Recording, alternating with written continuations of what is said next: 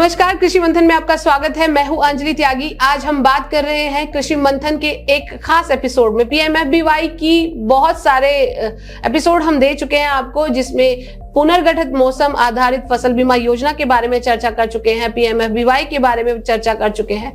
आज हम बात करेंगे खेतवार आंकलन को लेकर। जी हाँ, एक ऐसा आंकलन है जिसमें इंडिविजुअली किसान व्यक्तिगत रूप से खेतवार दावे का और खेतवार बीमा करवा सकते हैं।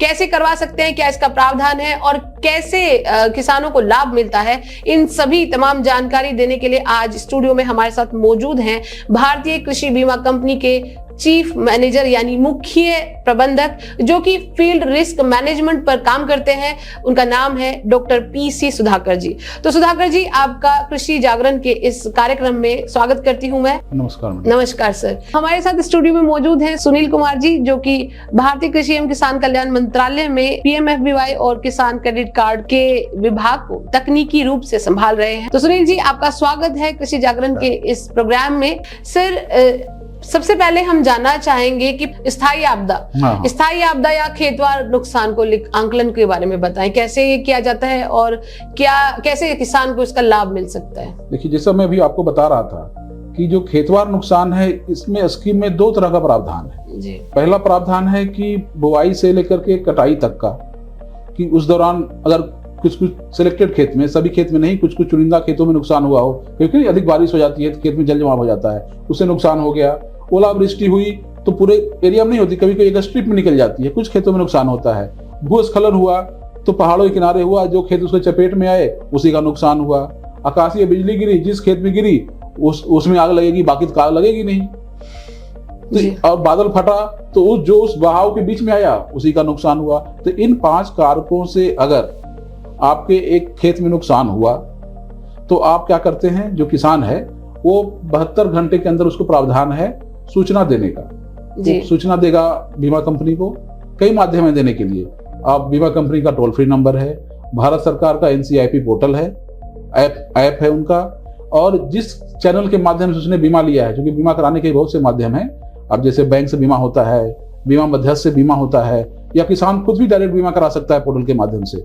तो उस जिस माध्यम से बीमा किया है वहां भी जाके सूचना दे सकता है। और अगर नहीं तो राज्य सरकार की जो निकटतम ऑफिस है, कार्यालय है कृषि विभाग का, वहां भी सूचना दे सकता है कि मेरे इस खेत में नुकसान हुआ है इस कारण से।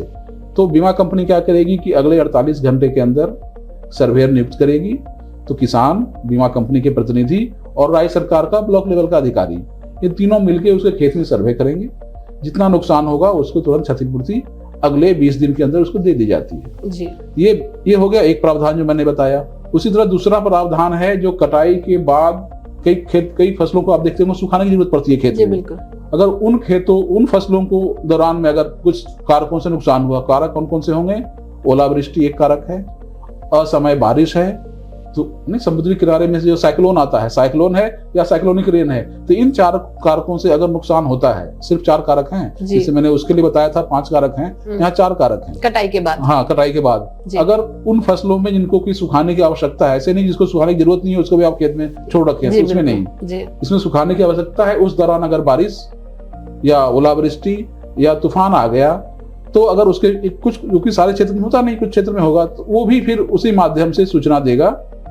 फिर वही प्रोसेस होगा जैसे फिर मैं आपको पहले बताया, 72 घंटे में सूचना देनी है, बीमा कंपनी को अपना एक सर्वेयर लगाना है, फिर उसका सर्वे होना है और 30 दिनों के अंदर सारे काम करके उसको दावा भुगतान कर देना। तो ये काफी लंबे समय से तो किसानों की मांग थी कि यूनिट की एक इकाई ना मानकर लॉस असेसमेंट ना किया जाए, बल्कि खेतवार आंकलन किया जाए। तो ये तो उनके लिए खुशखबरी है कि अब सरकार खेतवार आंकलन कर रही है। देखिए, हाँ, ये हमेशा रहा प्रधानमंत्री फसल बीमा योजना में स्पष्ट निर्देश था प्रधानमंत्री जी का कि आप ये स्कीम को किसानों तक एकदम लचीला बनाया गया है। इसमें आप टेक्नोलॉजी लाइए, एडमिनिस्ट्रेटिव फिजिबिलिटी लाइए, डाटा लाइए, आप जैसे जैसे जो रिस्क है किसानों को हर एक रिस्क को कवर कीजिए और जितना उनको लॉस होता है प्रोपोर्शनेटली आप उनको लाभ देने की कोशिश करिए।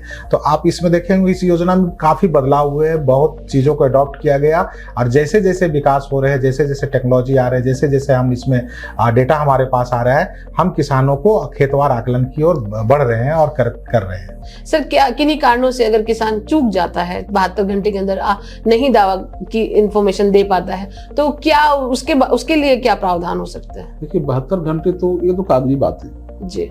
आपको ही पता है, कई बार जो है सूचना तंत्र ही फेल हो गया, फोन खराब हो गया, ऐसा तूफान आएगा तो नेटवर्क कहाँ काम करेगा। जी। इसलिए इसमें प्रावधान है कि अगर आप नहीं दे पा रहे हो तो निकटतम जो है कृषि विभाग के ऑफिस में जाकर दे दीजिए जी, या फिर एनसीआरपी का पोर्टल है, वहां भी लगा, तो कई सारे चैनल हैं। और अगर 72 घंटे में नहीं भी दे पाते हैं, आपके पास उचित कारण है, तो भी उसको कंसिडर फिर कर लिया जाता है। मतलब एक ऐसा भी ना हो कि आप 72 घंटे को लेकर के आप 720 घंटे कर दो, मतलब एक उसका भी है जो रीजन वैलिड है, तो उसको कंसिडर किया जा सकता है। सर, ये व्यक्तिगत खेतवार आंकलन में कौन कौन से नुकसान को कवर किया जा रहा है? जैसे अभी मैं बता रहा था कि अगर आप स्टैंडिंग क्रॉप की बात करें, जो खड़ी फसल है, उसमें हमने ओलावृष्टि के लिए रखा है, जल भराव के लिए रखा है, प्राकृतिक आग के लिए रखा है, बादल फटना है इसमें, और प्राकृतिक आग है। 5 आपदाएं इसमें हैं जिसको हम स्थानीय आपदा में चिन्हित किए हुए हैं, और इसमें जो है खेतवार आकलन होता है। यानी स्थानीय आपदा जो चिन्हित की गई है, उसी में ही खेतवार आकलन होता है। और उसी तरह से अगर फसल कटाई प्रयोग, आप जैसे जानते होंगे खेती बाड़ी में कुछ फसल ऐसे होते हैं जो सूखने के लिए खेत में ही छोड़ दिया जाता है। बिल्कुल, का भी एक ऐसा ही है, गेहूं का है, बहुत सारे चीजें हैं। बहुत फसल जो नकदी फसल होते हैं सीधे काट के घर में लाया जाता है या बाजार में भेजा जाता है, लेकिन कुछ फसलें हैं तो उसमें भी किसानों को नुकसान होते हैं कि फसल कटाई के बाद उसमें बहुत ज्यादा नुकसान होते हैं। तो उसमें भी है कि अगर बेमौसम बारिश हो गई, ओलावृष्टि हो गया, साइक्लोन आ गया, तो बादल फट गया, तो उसमें भी हम लोग इस तरह की स्थानीय आपदाओं में करके उनको हम खेतवार आकलन का प्रावधान किया हुआ है। सर, अगला सवाल मेरा आपसे है कि बीमा इकाई किसको कहा जाता है? बीमा इकाई, जैसे आपको पहले मैं शुरू में बताया कि इस योजना में प्रावधान 2 तरह का है। एक तो है जो कि आपके व्यक्तिगत आधार पे है, जो कि खेतवार आकलन होता है, और दूसरा ऐसा बहुत सा कारण है जो कि एक खेत में प्रभावित नहीं करती, पूरे बड़े एरिया में प्रभावित करती है। तो बड़े एरिया में प्रभावित करती है तो एक खेत, आपको जैसे देश इतना बड़ा है, इतने छोटे छोटे खेत हैं, तो सभी खेतों का सर्वे करना संभव नहीं है। इसलिए कुछ ऐसे कारक हैं जो कि बहुत बड़े एरिया में प्रभावित करते हैं। उसके लिए एक बनाई गई है, इसको कहते हैं क्षेत्रीय आधारित, जिसको हम शब्दावली में कहते हैं यूनिट ऑफ इंश्योरेंस। कि अगर एक प्रमुख फसलों के लिए ग्राम पंचायत माना गया है, तो एक ग्राम पंचायत को एक यूनिट मान लेते हैं, एक किसान मान लिया कि ग्राम पंचायत में अगर किसी को नुकसान हुआ, अगर नुकसान हुआ मतलब सभी को हुआ जी। इसके गणना करते हैं हम लोग कैसे? फसल कटाई प्रयोग के द्वारा जी। हम अंदाजा लगाने की कोशिश करते हैं। भारत सरकार का पूरा एक मैनुअल है, कितनी उपज हुई, जिससे आप पता चलता है ना, आप हर साल सुनते हो भारत में इस बार इतना मिलियन टन प्रोडक्शन हुआ। तो ये प्रोडक्शन आता कहाँ से है? यही फसल कटाई प्रयोग से आती है जी। तो फसल कटाई प्रयोग करने के लिए एक ग्राम पंचायत में कम से कम 4 खेतों का चयन किया जाता है जी। उससे जो उपज आती है तो उसको पूरे ग्राम का उपज, ग्राम पंचायत का उपज मान लिया जाता है जी। और अगर वो पिछले 5 साल या 7 साल का एवरेज उपज से जी अगर कम है तो मान लेंगे कि आपको नुकसान हुआ। नुकसान एक को नहीं हुआ, जिसने बीमा करा लिया सबका हुआ और सबको समान दर से फिर दावा भुगतान किया जाएगा। और उस केस में किसी को भी आपको सूचना देने की आवश्यकता नहीं है, ये ऑटोमेटिक प्रोसेस है, क्योंकि आंकड़े ऊपर करने ही करने हैं। जिस कमी पाई गई तो जो भी बीमित है उनको उसी दर से दे दिया जाता है। तो यानी खेतवार नुकसान में सूचना देना अनिवार्य है जी। और अगर आपका यूनिट एरिया, जैसे आपने यूनिट ऑफ इंश्योरेंस पूछा ना, तो यूनिट ऑफ इंश्योरेंस में उस आधार पर अगर करते हैं सभी को बराबर मान लिया जाता है, यूनिट वाले को बराबर है सारे। एक को नुकसान है मतलब सभी को नुकसान है जी। सभी को नुकसान है मतलब जो भी बीमित किया सबको पैसे मिलेंगे जी। तो सर, क्या खेतवार नुकसान में क्या सभी किसानों को लाभ मिलता है? नहीं, खेतवार नुकसान में जिसमें खेत में नुकसान होगा उसी को तो मिलेगा जी। और नुकसान भी हुआ है, आप सूचना ही नहीं दी है जी। आपको पता तो होना चाहिए आपको नुकसान हुआ है जी। जो सूचना देगा उसी को नुकसान की क्षतिपूर्ति की जाएगी जी। तो आप हमारे किसान साथियों को क्या सलाह देना चाहेंगे कि उन्हें खेतवार बीमा पे जाना चाहिए या बीमा इकाई के माध्यम से? देखिए, ये सवाल तो आपका उससे उचित है जी। लेकिन जो प्रावधान है स्कीम में कि एरिया के आधार पे तो बीमा है ही है जी। और राज्य सरकार को इसमें छूट दिया हुआ है जी। कि आप चाहो तो एडिशनली इन सब चीजों को भी शामिल कर सकते हो, व्यक्तिगत आधार पर भी शामिल कर सकते हो। तो ज्यादातर राज्य सरकार जो है पूरा कम्प्रिहेंसिव ही बीमा करती है। ऐसा नहीं है कि आप क्षेत्रीय आधार पे करोगे या उस पे करोगे, चाहे तो राज्य सरकारें इक्का दुक्का को छोड़ दीजिए, तो पूरे सभी तरह का बीमा उपलब्ध है किसानों के लिए। हाँ। तो अगर खेतवार नुकसान आंकलन के आधार पर बीमा किया जाता है तो बीमा तो सभी तरह का हो गया। जी। अगर आपको एक खेत में नुकसान हुआ जी, तो आप सूचना दोगे। नुकसान होने के लिए जो मैंने कारक बताया उसी से होना चाहिए। ऐसा ना हो कि आप कुछ और जंगली जानवर जो है रौंद के चला गया, आपने सूचना दे दी, तो वो फिर दायरे में नहीं आएगा। जी, थोड़ा सा खेतवार के अलावा भी हमारे किसान साथियों को बताएं कि प्रधानमंत्री फसल बीमा योजना में कौन कौन सी आपदा या नुकसान को कवर किया जाता है खेतवार के अलावा? खेतवार के अलावा इसमें 3 प्रावधान है जी।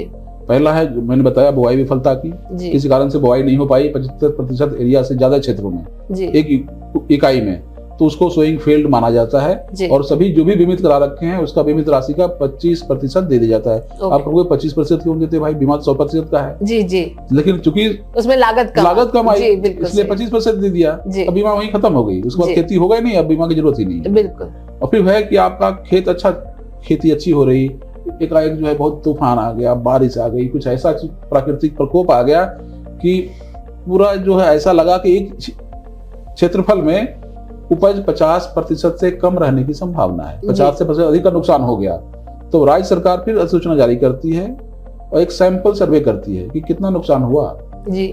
उसको कहते हैं मिड सीजन एडवर्सिटी, मतलब सीजन के बीच में जो है समस्या खड़ी हो गई जिसमें संभावित उपज 50% से कम रहने की संभावना है जी। तो सर्वे होगा, बता देगा कितना उपज, फिर वही टीम बनेगी राज्य सरकार की, कंपनी की, सब मिलकर सर्वे करेंगे और जो क्षति बताएंगे तो उसका जो है जो लॉस आएगा उसका 25% तत्काल राहत दिया जाता है। ये तत्काल राहत है जी।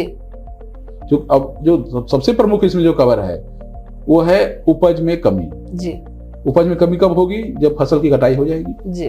तो फसल की कटाई हो जाएगी तो वैसे बताया कि एक ग्राम पंचायत में 4 सैंपल, ब्लॉक है तो 16 सैंपल, जिला स्तर पे अगर है तो 24 सैंपल, जगह सैंपल फसल कटाई करके उपज निर्धारित कर लेते हैं कि इस ग्राम पंचायत में धान की क्या उपज रही जी। वो थ्रेशोल्ड यील्ड, मतलब पिछले 5 साल बेस्ट आउट ऑफ 7 ईयर्स, जो 5 सबसे बढ़िया साल है उपज वाली, उसको एवरेज निकाल के एक गारंटीड लेवल होती है, सो हम थ्रेशोल्ड कहते हैं जी।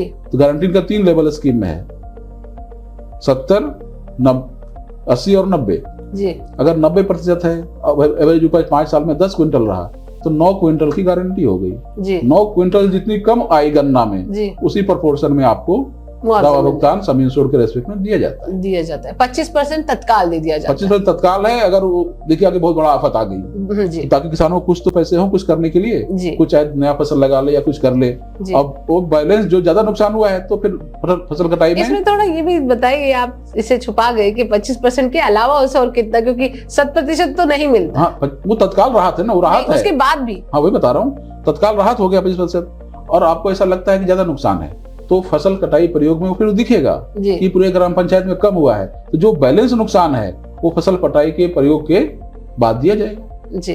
ओके, ऐसा भी होता है। खेत, आप जब खेत में जाएंगे, फील्ड में जाएंगे तो आपको हर तरह का एक्सपीरियंस मिलेगा जी। सर, एक सवाल और है आपसे कि पीएमएफबीवाई के तहत नुकसान का आंकलन कैसे किया जाता है? हमारे किसानों का काफी ये संशय भी बना रहता है, वो संतुष्ट भी नहीं हो पाते कि आंकलन कैसे किया जा रहा है, तो थोड़ा इस बारे में आप। हाँ, देखिए ये चीजें हमेशा किसानों के बीच में आती है।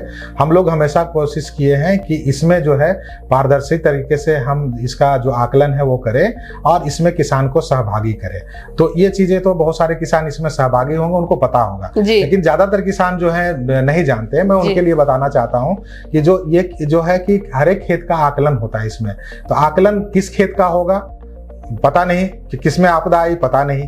तो इसके लिए क्या है, किसान भाइयों को कहा गया है कि आप 72 घंटे के अंदर अंदर अगर आपदा आती है तो आप बीमा कंपनियों को, राज्य सरकार को या बैंकों के माध्यम से सूचित करें कि हमारे खेत का में ये इस तरह की आपदा के कारण फसल नष्ट हो गए हैं या फसल में किसी तरह का क्षति हुई है, पूरे अगर नष्ट ना हुए तो उस खेत के जाके वहाँ एक संयुक्त कमेटी होती है जिसमें राज्य सरकार के प्रतिनिधि और बीमा कंपनी के प्रतिनिधि, उसके लिए सारा चीज योजना में रखा गया है कि इसके लिए ये मापदंड, शैक्षणिक योग्यता होनी चाहिए और उसको काम करने के लिए उसके पास एक्सपीरियंस होना चाहिए।